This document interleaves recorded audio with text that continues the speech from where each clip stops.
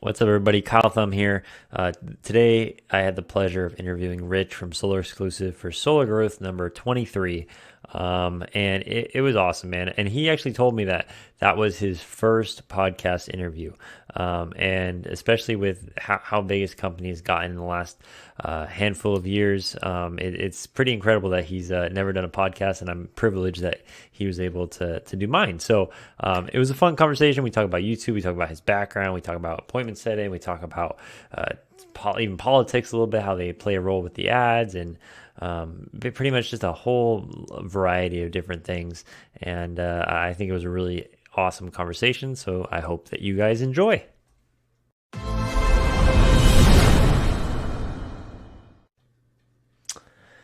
All right, so now we are going. What's up, everybody? This is Kyle Thumb, cleanenergymarketing.com. Today I'm talking with Rich from Solar Exclusive. Rich is one of the people I was probably one of the few people actually that I was actually nervous to ask me on this podcast because I've heard really, really great things about you. Rich, thank you so much for talking today. Yeah, thank you, Kyle, for having me on here. In your Facebook group, seen some of these podcasts in the past, and yeah, excited to be on here with you. Yeah, I mean they're okay. I always joke that there's dozens and dozens, but then about once a week now, it's like someone talks to me and they like, oh yeah, man, hey, I want you to know that I love your videos. Like, don't stop. They're the best things ever. And I'm like, oh man, it's because especially from like a marketing perspective, it's like we see the numbers, but you don't always necessarily put like a face to the person or like don't actually doesn't feel real.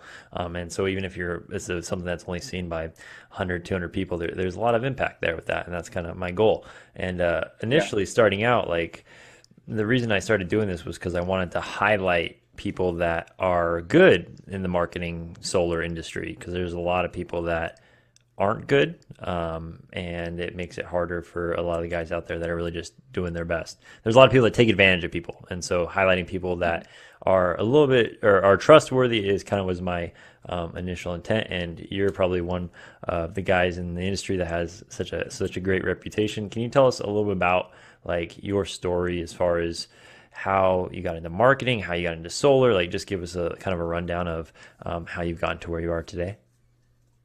yeah, sure. So, I mean, I started in marketing and sales probably like 10 years ago. I started as a door-to-door marketer for a home remodeling company.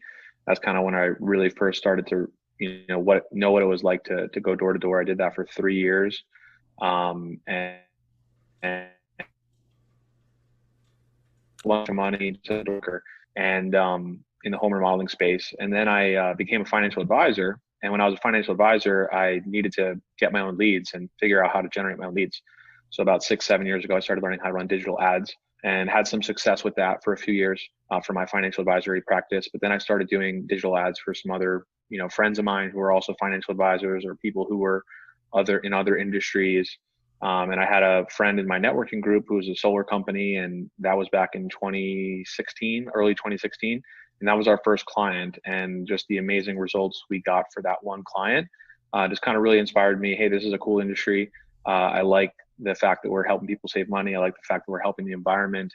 I like the fact that it's a booming, industry that's helping the economy. And so I just decided, hey, let's create Solar Exclusive, and that was like our DBA for a few years. And then we moved our company from New Jersey to Nevada. So now we're based in Las Vegas.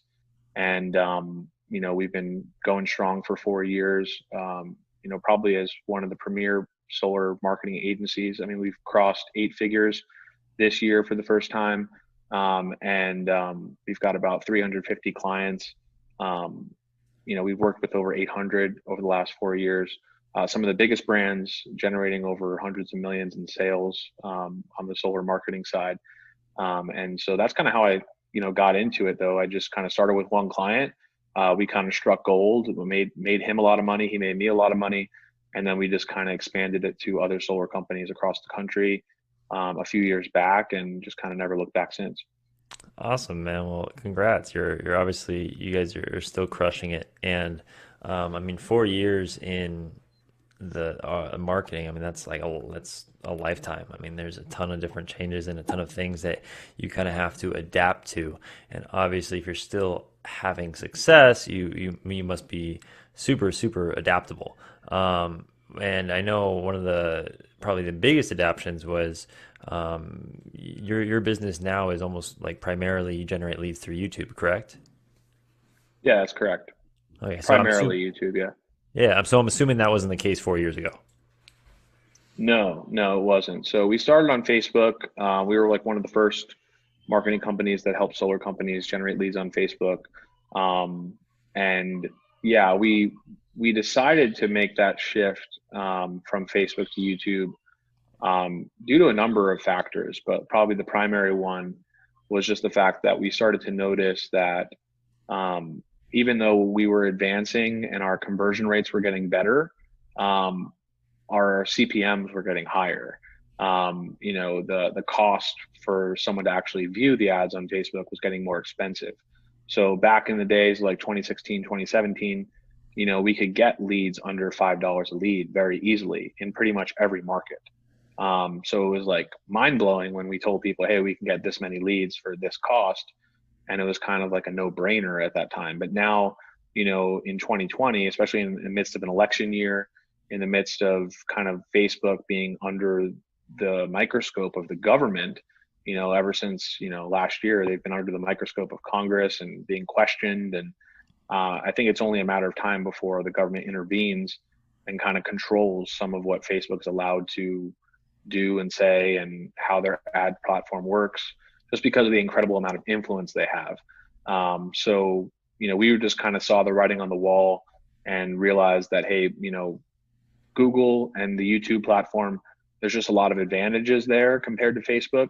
And so we started testing with some of our top clients, hey, what if we could do the same thing on YouTube compared to Facebook?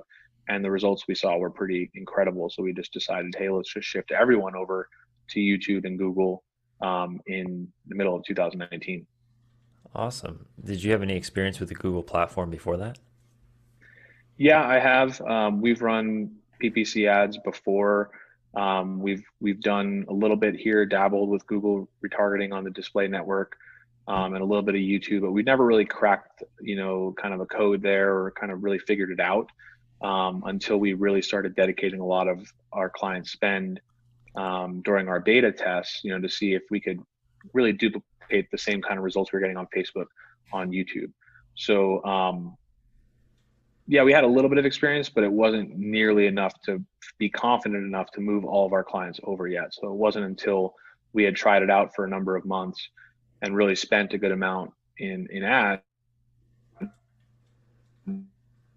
Oh, we really feel confident now we're ready to move everybody over. Because usually what we hear is when people try YouTube, they fall on their face pretty hard. Like they try to figure it out and it just doesn't work out.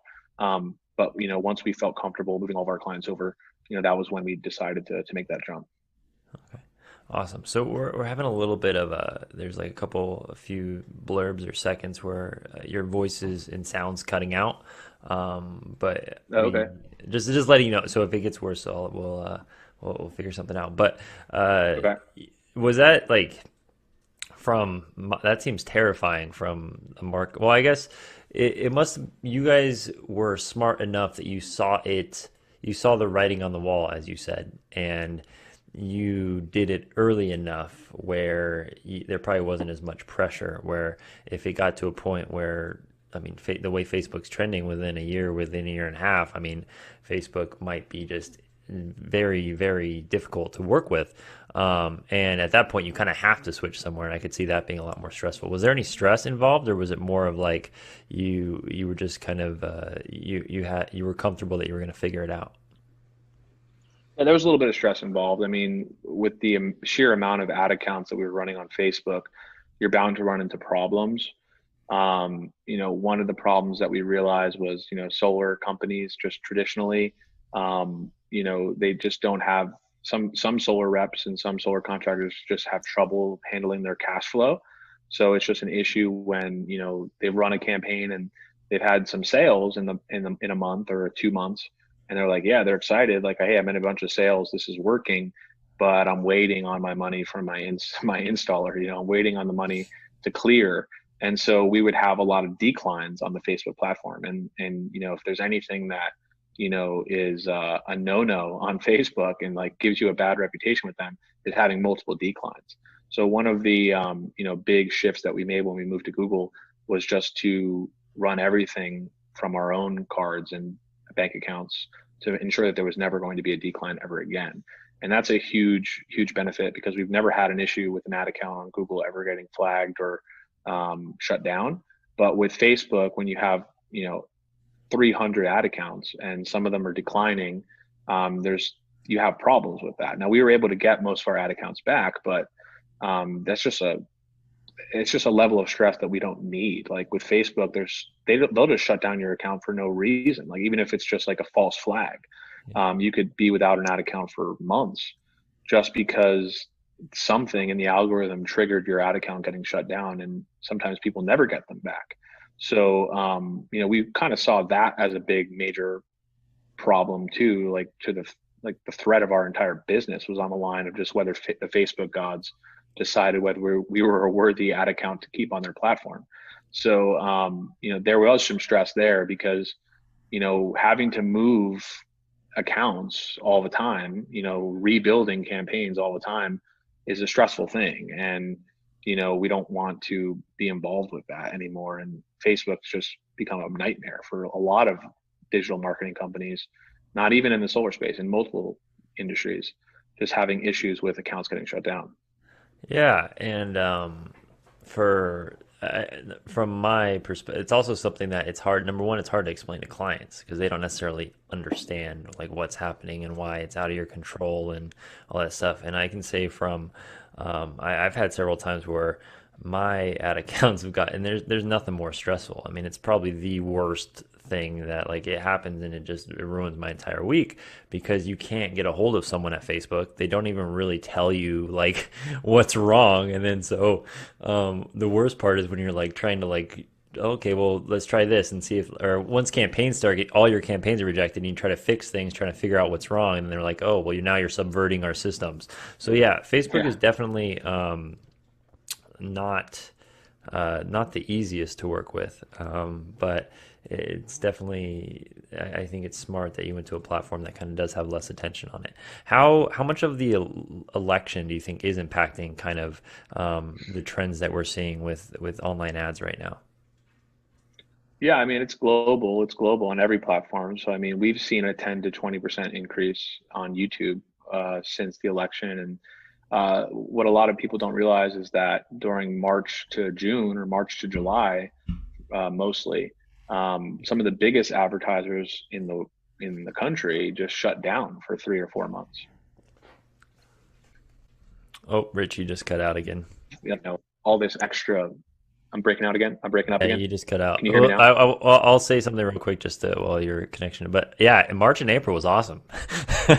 All Yeah, of a March and April was sudden, awesome, right? Because everyone. a lot of people were not advertising. So now when June and July came, everyone's back to advertising again, and they're using all their budget from March, April, and May that they didn't use. So there's just like we're at the highest level of spend ever online right now from September, August, September, October for 2020 has seen the highest spends ever. Now we're going into Q4, the holiday season, and in the midst of an election, one of the craziest elections ever, where these guys are spending more than any other election in the past. Well, that's a recipe for just an increase in costs across the board. So yeah, I think that hopefully, in the new year, things kind of go back to normal, but who really knows? I mean, it's kind of like we all knew the future was in online marketing. And now the coronavirus pandemic kind of forced everyone to kind of really believe that because everyone's working from home now, everyone's doing everything virtually, a lot of people are at least. And, this might be a new normal that we're seeing. And that just makes it even more important to make sure that if the costs do go up, that we're getting higher quality leads because the lead quality is not as good and the costs are going up. Well, that's not a good mix. But as long as if the lead quality is better and higher, then the cost increase is kind of a minimal impact on the overall end result. Yeah, it's very, very important. Too many people are always focused on the cost of leads, and they don't necessarily factor in the quality and calculating your acquisition costs is like the number one thing that it stresses me out that I talk to people all the time that they're running ads and they don't even really know how much they're spending to get customers. And Right. that's definitely something that's important. So I, I twitched a little when you said new normal because I feel like I've heard that way too many times by now. Yeah. But I do think it's 100% true, and that's what I've been telling people about like this whole pandemic is it hasn't necessarily like it's kind of just accelerated things from a business perspective where the businesses that are thriving and like I know I've seen a lot of articles about people are mad because like companies like all the big companies are doing really well, but it's really just kind of accelerating that kind of futuristic timeline that we were on, where companies that have been struggling for years and that were probably going to go out of business in 2 or 3 years anyway, they're the ones that are looking to go out of business now. And on the online side is people that have jobs that were probably going to go remote in the next several years anyways, or in the next 5 to 10 years. They're the ones that are going remote now, and now they're realizing that that switch is kind of like there's no reason not to make it. So it's definitely it's just such a strange time to be in, and it feels like the last 7 months have been like the longest months ever, but they also feel like they're going really fast. I don't know how to explain that.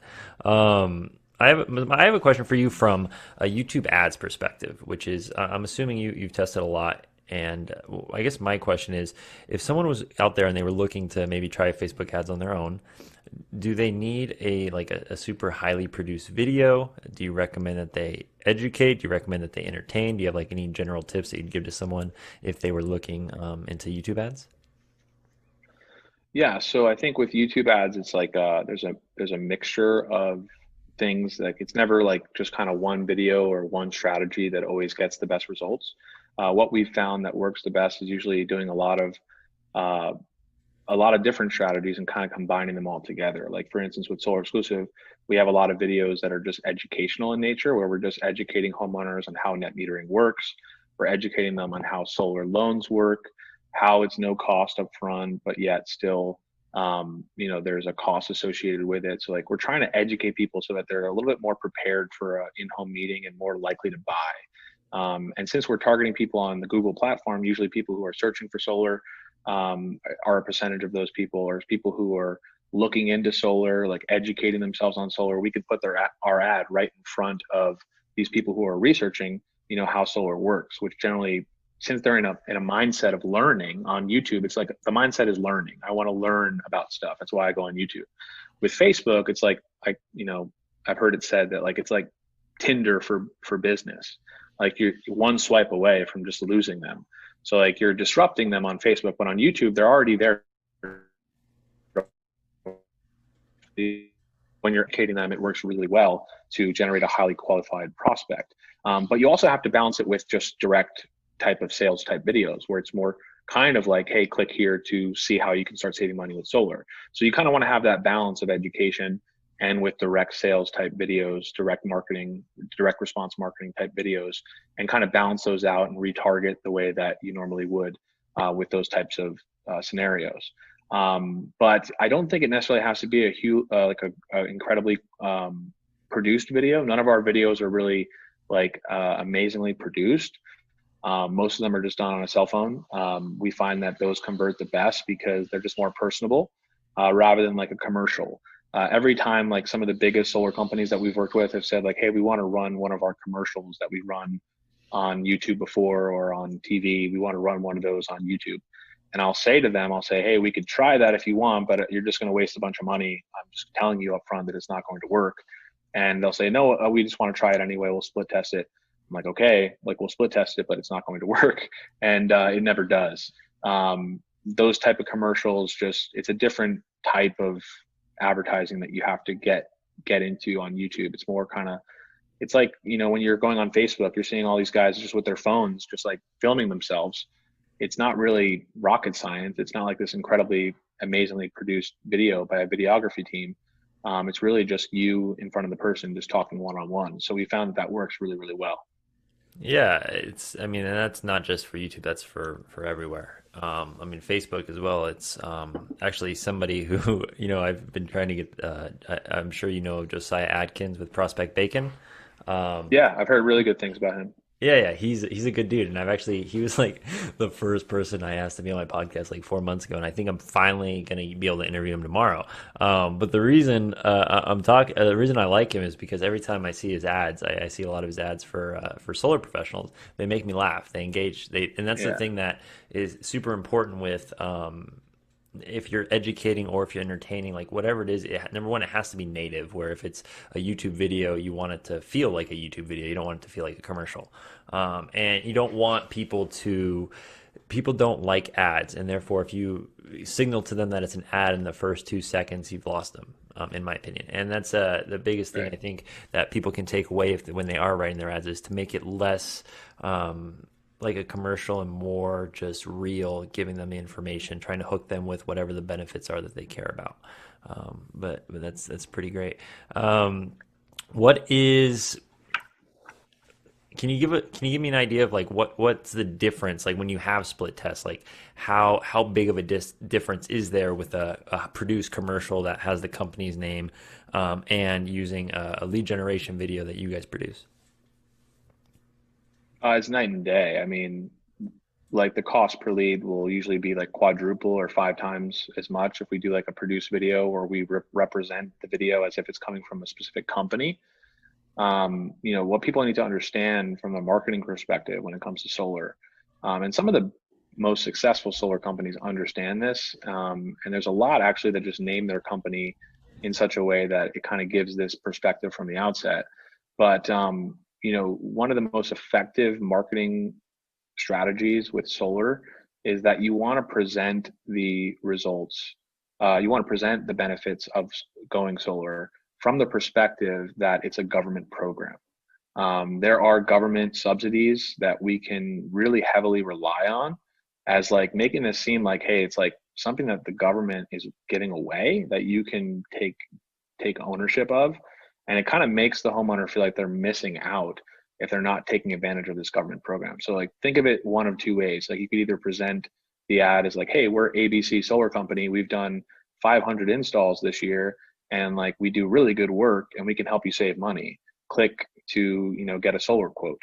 Or you could say, hey, we're the California uh, you know, green energy program and there's government incentives available that can help you put money back in your pocket for going green and starting to save money on your electric bills. If you'd like to see if you qualify for these government incentives, click below. So like those two different types of angles, one's going to repel people because it's a company trying to sell you. The other one's going to attract people because it's a government program, that they want to not miss out on. Yeah, for sure. It's like the fundamentals of marketing, in that you see it a lot with solar professionals or solar sales reps that maybe are running ads for themselves for the first time.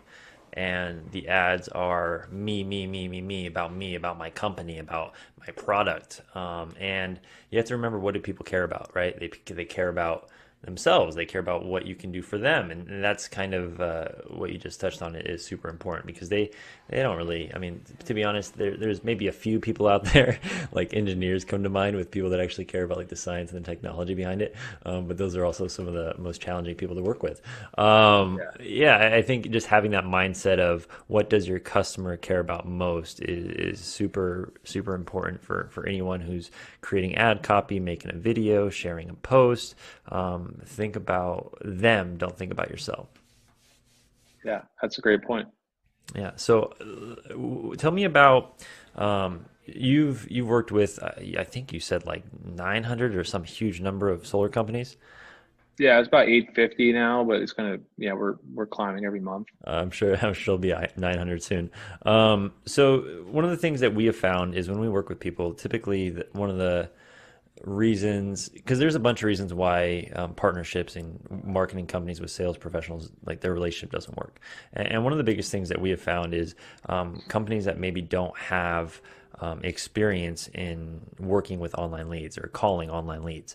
Do you guys typically work with call centers? Do you kind of give your partners like kind of a game plan and scripts and things like that? How do you approach someone that comes to you and they've never worked with online leads before? Yeah, really good question. We do have some people who've never work with online leads. And it's always interesting because the people who usually have experience with online leads get such better results than people who are just starting out with online leads. And that's not because, and usually the leads get blamed, right? You and I get blamed because it just doesn't work. But really, the people who know how to nurture leads usually get great results, and the ones who don't, that's a big problem. So we try to, provide call scripts to people if they're wanting to call on the leads themselves. But generally, we do recommend that they use our call center because we do have a call center that will call on all the leads on our client's behalf and set the appointments for them. And usually they get a lot better results that way because even if you're calling on the leads yourself or you have like one person calling on them, like maybe like an appointment setter that you hired or an assistant that you hired to set your appointments, a call center is going to be able to squeeze a lot more juice out of those leads because they're going to be able to call 7 days a week, during all the, legal business hours where, telephones marketing can be done. They're going to squeeze out a lot more opportunities because, if it's just one person, they can only be on the phone so much. So, it's a detriment to someone to usually call on the leads themselves. So we generally recommend they use our call center. But if they can't and they just want to go for the lowest cost route, then yeah, we'll provide call scripts for them and try to help them, convert more of their leads to appointments. But yeah, generally speaking, it's something that if no one's had any experience with online leads before, we highly recommend our call center. And the reason why we implemented the call center was because we get a lot of referrals from call centers actually, because there's a lot of call centers who have called on our leads before from clients that we've had over the last 4 years. And the feedback we get is that generally speaking, our data is just stronger than most other lead sources that they've used. And these call centers are incentivized to get to call on good data. So they refer us clients and say, hey, you should use Solar Exclusive because we're going to set more appointments if we get Solar Exclusive leads than if we get, this other company's leads. So, through our partnerships with a number of different call centers, we actually partnered up with one of the ones that we were working with, extensively, and now we can, provide that service as under Solar Exclusive's brand, and it's made our results, skyrocket. So now our clients don't have to worry about calling on the leads themselves. We're going to call on them for them. We're going to set the appointments. All they have to do is just show up to the home and close the deal, and their conversion rates are usually much higher. Yeah, that's similar to what I've experienced as well. I think the biggest thing that I had was when you have someone, especially because like one of the things that we do is we provide them with the software, CRM, high level. I mean, most marketing companies, everyone has like their own ways and systems, and they've changed over the years. But like when you have that transparency, and the worst thing, the most frustrating thing from a marketer's perspective is when you give someone who's starting with you and maybe they haven't worked with online leads before, and then they're like, oh yeah, well, we got 50 leads, but all these leads suck. And then you look and they've called like each one time maybe. And you're just not going to be able to get results for that. And especially if I mean, ultimately their goal is usually to be closing deals. And I think that they maybe take for granted also how it's just different booking appointments, where it's kind of a different skill set that is needed. And if you approach it with if you don't approach it with a strategy, you're just not going to have the results that a call center can provide you. With the call center, I have a call center on my team too, and we're very small. But one of the things that I've realized is there's a lot more challenges on the call center appointment setting side that you don't necessarily anticipate. What has your experience been like with managing a call center? Yeah, I think that there's definitely, different types of issues there. I mean, there's a lot more customer service that's involved. Like we have to be, communicating with our clients on a regular basis because they have questions about appointments or questions about, the process. Because what we do is in the marketing side, we may not have as much like stringent qualifications for people to become a lead. Because generally speaking, we want to keep those lead forms as short as possible so that we can get as much data through the online platform as we can. But on the call center side, that's when we're like, disqualifying a lot of people based upon income or credit or, whatever the issues are, shade. They have to be within a certain range that the installer can install in. So like there's all these different criteria that we have to make sure that they're qualified for before we set the appointment. So I think what the biggest challenge was just learning how to go slow and learning how to take time on those calls. And instead of forcing them in like 5, 7 minutes, we have like 30 to 45-minute calls with homeowners before we set their appointment. And that type of like, you know, build up and rapport building before the actual appointment takes place just strengthens our overall sit rate, our close rates. They just like the fact that they spend so much time on the phone with us. We took the time to like answer their questions and get them excited about going solar before our client ever gets to their door or goes on the Zoom meeting. So it's just trying to like nurture that process to learn like, well, how can we best set up our clients for success? It definitely took a lot of calls and a lot of experience and growing pains too, because when you have the amount of clients that we have and the amount of clients that are using the call center, it's easy for stuff to fall through the cracks. And just going through those growing pains, making sure that we're hiring enough people, making sure that we're at the point where we can supply enough results for everyone. I think that was the biggest challenge, is just growing pains, just making sure we're hiring enough people, that we're training people fast enough, getting them up to speed, and just making sure that we're making the most of every single call. Yeah, that's incredible. Obviously, I'm sure on the way to where you guys are at now, which is huge. I mean, I'm sure there's been quite a few growing pains, periods of growing pains. I mean, I've had it even when I was from a team from like 4 to 8. It's just completely different, and you have to realize that setting appointments is a challenge. One of the things I love that you said is the like that you sometimes have your people on the phone for 30 or 40 minutes, because a lot of people would scoff at that or say that, oh, you shouldn't do that, it's a waste of time, blah blah blah. But because one of the things though, the hardest things for an appointment setter to do is to build rapport, but then also take that trust and transfer it to their partner. How do you ever give your appointment setters any tips as far as how to go about doing that? I always tell people it's kind of like your appointment setter should be like almost like your hype man, where they're like hyping you up so that when you show up to the appointment, they feel like they already know you. Do you have any tips that you give to your appointment setters like that?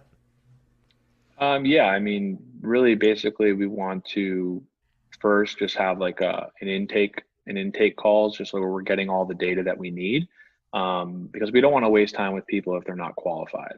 So it's really just kind of positioning the call, getting them excited in the first few seconds, and then from there, just kind of going through all the criteria and questions that we need to get in order to make sure that they're a qualified candidate. And if they are, then we're just going to transition the whole call to a different strategy at that point, which is just to get them excited about going solar, explain some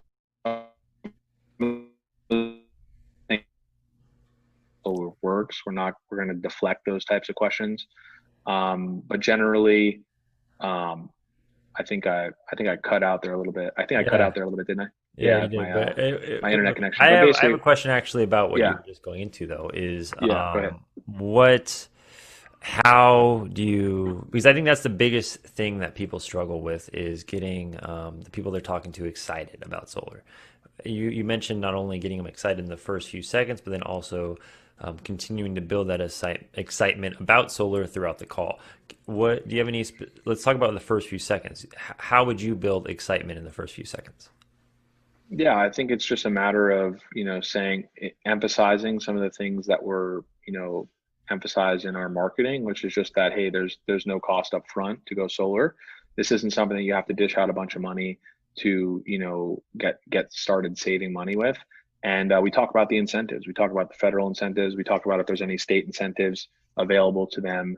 We just kind of get them excited, especially if there's a state incentive. We kind of just make it sound like, hey, you're really lucky to live in the state that you do because it's one of the best states to go solar in, and here's why.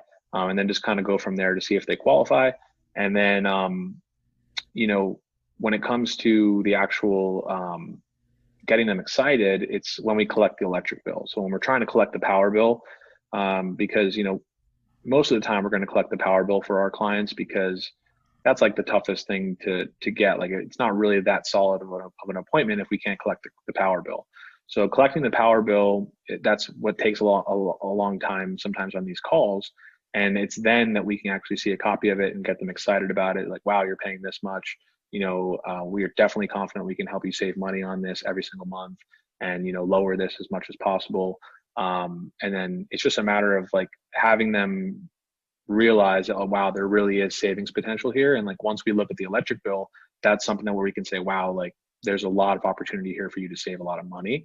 And that's usually what people remember is like, oh, they took the time to look at my electric bill.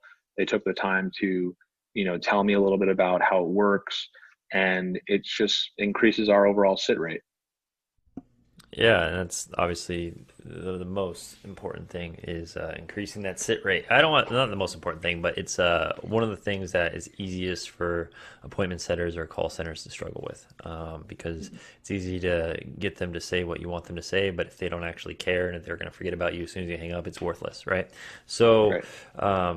my last question for you would be advice to. So there are solar professionals out there. There are solar teams that maybe they're on the smaller side. Maybe they don't have the resources to pay for a call center. Maybe they're trying to generate their own leads.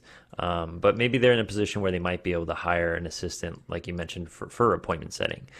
When you are hiring for kind of an appointment setting position, is there anything specific that you look for?